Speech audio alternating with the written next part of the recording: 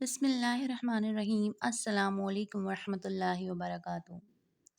قرآن مجید بہت بڑا معجزہ ہے اور کئی اعتبار سے معجزہ ہے۔ اس کا کھلا معجزہ ہونا جو ہر غیر مسلم ہر دوست و دشمن کے سامنے ہے کہ چھوٹے بچے، بوڑھے، جوان، بڑی عمر کے لوگ اس کو حفظ کر لیتے ہیں اور یاد کر لیتے ہیں۔ قرآن کا حفظ ہونا اچھا ذہن اور قوی دماغ پر موقف نہیں ہے۔ بڑے بڑے ذہین اور حافظے کی قوت رکھنے والے اپنی زبان میں لکھی ہوئی کتاب کے 50 صفحے تو یاد نہیں کر سکتے۔ اسی اور روزانہ تھوڑا سا وقت لگانے سے قرآن مجید کن ذہن والوں کو بھی یاد ہو جاتا ہے، جو اپنی زبان میں بھی نہیں ہوتا۔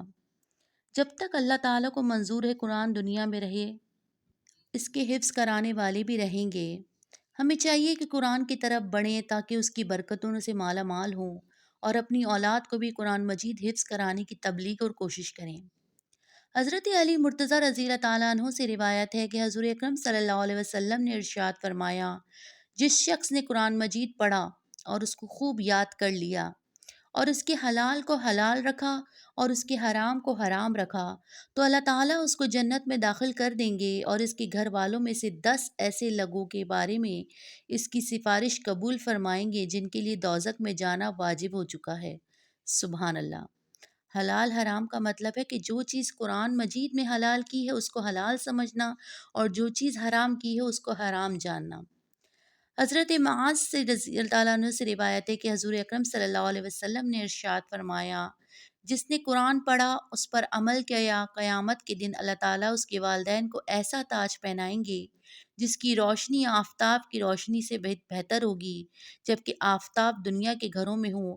یہ فرما کر آپ نے ارشاد فرمایا، فَمَا ظَنُّكُم بِالَّذِي عَمِلَ بِهَٰذَا، یعنی جب والدین کے اعزاز و اکرام کا یہ حال ہے تو اب تمہارا کیا خیال ہے اس کے بارے میں جس نے یہ کام کیا، یعنی قرآن پڑھا اور اس پر عمل کیا، یعنی اس کا انعام تو اور زیادہ ہوگا۔ سبحان اللہ۔ اللہ تعالیٰ ہمیں بھی اور آپ کو بھی اپنے بچوں کو حفظ کرانے کی توفیق عطا فرمائے اور اس پر عمل کرنے کی توفیق عطا فرمائے۔ لوگوں نے مشہور کر دیا ہے کہ قرآن حفظ کرنے نہیں لوہے کے چنے چبانے کے برابر ہے۔ ایسا کچھ نہیں ہے۔ قرآن حافظے سے یاد نہیں ہوتا، معجزہ ہونے کی وجہ سے یاد ہوتا ہے۔ جو بچہ حفظ کر لیتے ہیں بلکہ ان کا حافظہ تو اور زیادہ مضبوط اور قوی ہو جاتا ہے۔ وہ اپنے تعلیمی نظام میں، تعلیمی ماحول میں بھی بہت اچھا اچیو کرتے ہیں۔ قرآن کی برکت سے انسان دنیا اور آخرت میں ترقی کرتا ہے۔ افسوس ہے کہ لوگوں نے قرآن سمجھا ہی نہیں، کوئی قرآن کی طرف بڑھے اس کی برکات کا پتہ چلے۔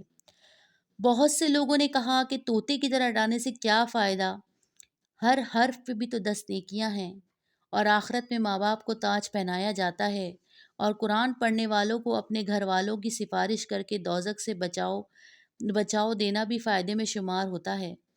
بس اللہ تعالی ہم سب کو یہ سعادت حاصل کرنے کی توفیق دے۔ واللہ عالم بالصواب۔ جزاک اللہ۔